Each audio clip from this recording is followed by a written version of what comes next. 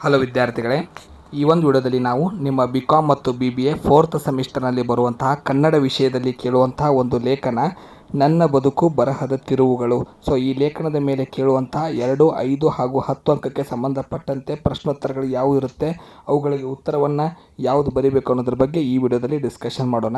ಕೆಳಗಡೆ ಡಿಸ್ಕ್ರಿಪ್ಷನಲ್ಲಿ ನಮ್ಮ ವಾಟ್ಸಪ್ ಗ್ರೂಪ್ ಲಿಂಕ್ನ ಕೊಟ್ಟಿದ್ದೀವಿ, ವಾಟ್ಸಪ್ನ ಜಾಯ್ನ್ ಆಗಿ. ಕೆಳಗಡೆ ಡಿಸ್ಕ್ರಿಪ್ಷನಲ್ಲಿ ನಮ್ಮ ಆ್ಯಪ್ ಲಿಂಕ್ನ ಕೊಟ್ಟಿದ್ದೀವಿ, ಆ್ಯಪ್ನ ಡೌನ್ಲೋಡ್ ಮಾಡಿಕೊಂಡು ನೀವು ಕ್ಲಾಸಸ್ನ ಜಾಯ್ನ್ ಆದರೆ, ಯಾವುದಾದ್ರೂ ಒಂದು ಸಬ್ಜೆಕ್ಟ್ನ ಜಾಯ್ನ್ ಆದರೆ ಉಳಿದ 4ನೇ ಸೆಮಿಸ್ಟರ್ನಲ್ಲಿ ಬರುವಂತಹ ಎಲ್ಲ BBA BComಗೆ ಸಂಬಂಧಪಟ್ಟಂಥ 9 ವಿಷಯಗಳು ಉಚಿತವಾಗಿರುತ್ತೆ. ಹಾಗೂ ಡಿಸ್ಕ್ರಿಪ್ಷನಲ್ಲಿರುವಂತಹ ನಮ್ಮ ಯೂಟ್ಯೂಬ್ ಮೆಂಬರ್ಶಿಪ್ ಲಿಂಕ್ನ ನೀವು ಜಾಯ್ನ್ ಆಗೋದ್ರಿಂದ PDF notes, video notes, audio notes ಎಲ್ಲವೂ ಕೂಡ ನಿಮಗೆ ಉಚಿತವಾಗಿ ಸಿಗುತ್ತೆ.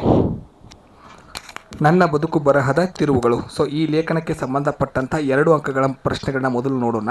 ಮೊದಲನೇ ಪ್ರಶ್ನೆ, ನನ್ನ ಬದುಕು ಬರಹದ ತಿರುವುಗಳು. ಈ ಗದ್ಯವನ್ನು ಬರೆದವರು ಯಾರು? ಇವರು ಯಾವ ಜಿಲ್ಲೆಯವರು? ಅರವಿಂದ ಮಾಲಗತ್ತಿ. ಇವರು ವಿಜಾಪುರ ಜಿಲ್ಲೆಯವರು. ಅರವಿಂದ ಮಾಲಗತ್ತಿ ಅವರ ಜನನ ಮತ್ತು ಜನ್ಮಸ್ಥಳ ಯಾವುದು? ಆಗಸ್ಟ್ 1, 1956ರಲ್ಲಿ ವಿಜಾಪುರ ಜಿಲ್ಲೆಯ ಮುದ್ದೇಬಿಹಾಳದಲ್ಲಿ ಇವರು ಜನಿಸಿದ್ದಾರೆ. ಅರವಿಂದ ಮಾಲಗತ್ತಿ ಅವರ ತಂದೆ ಮತ್ತು ತಾಯಿ ಯಾರು? ತಂದೆ ಯಲ್ಲಪ್ಪ, ತಾಯಿ ಬಸವ್ವ.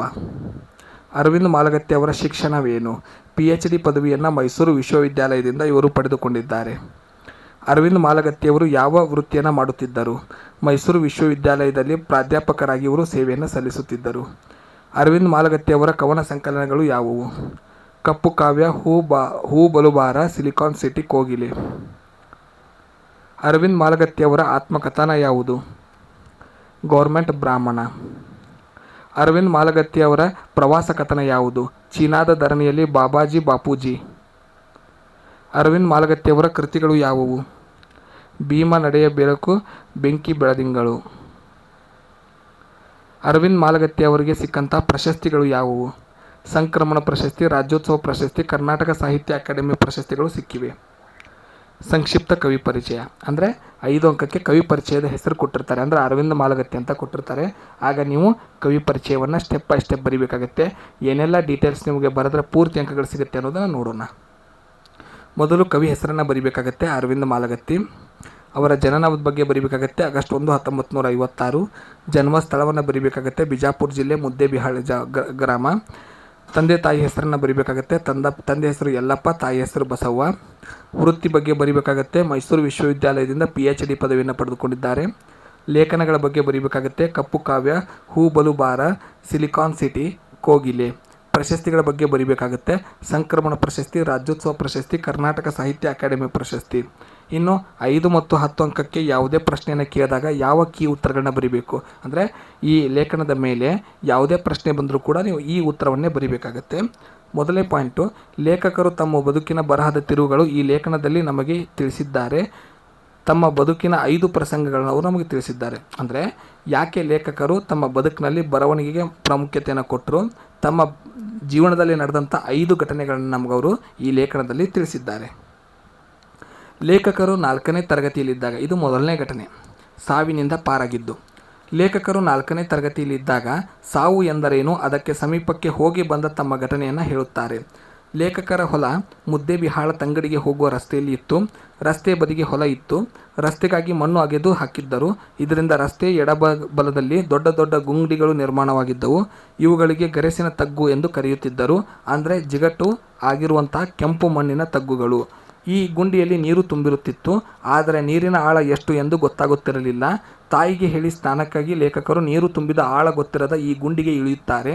ತಾಯಿ ದಡದಲ್ಲಿಯೇ ಕುಳಿತು ಸ್ನಾನ ಮಾಡಲು ಹೇಳಿದ್ದರೂ ಲೇಖಕರು ಕೇಳದೆ ನಿಧಾನವಾಗಿ ಕಾಲು ಮುಂದಿಡುತ್ತಾ ನಡೆದಾಳದಿಂದ ಎದೆಯವರೆಗೆ ನೀರು ಬರುವಲ್ಲಿಗೆ ಹೋಗಿ ನಿಂತರಾಯಿತು ಎಂದು ಯೋಚಿಸಿ ಹೋದರು. ಆದರೆ ಒಂದೇ ಹೆಜ್ಜೆ ಮುಂದಿಟ್ಟಾಗ ಅಲ್ಲಿ ನೆಲವೇ ಇರಲಿಲ್ಲ. ಇದು ಲೇಖಕರಿಗೆ ಈಜು ಕೂಡ ಬರುತ್ತಿರಲಿಲ್ಲ. ಲೇಖಕರು ನೀರಲ್ಲಿ ಮುಳುಗಲು ಪ್ರಾರಂಭಿಸಿದರು.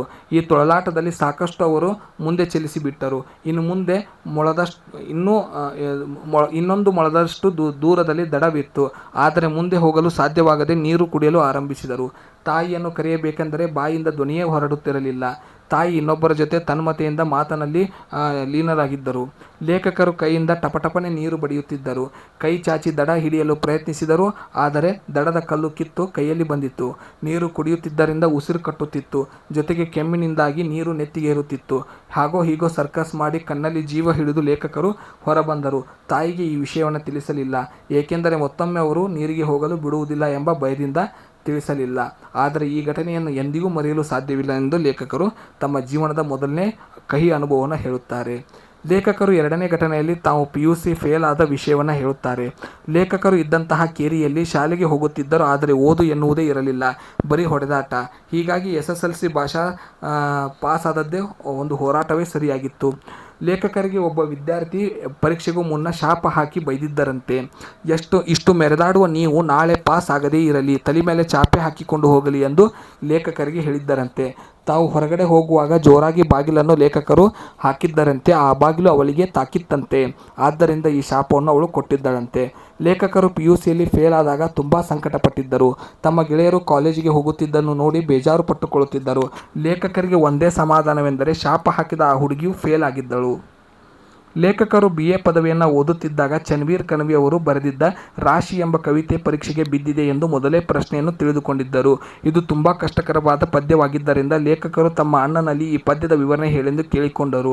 ಆದರೆ ಪರೀಕ್ಷೆಯ ಪ್ರಶ್ನೆ ಮೊದಲೇ ಪಡೆದಿದ್ದನ್ನು ತಿಳಿದು ಅಣ್ಣ ಇವರಿಗೆ ಪೂಜೆ ಮಾಡುತ್ತಾನೆ.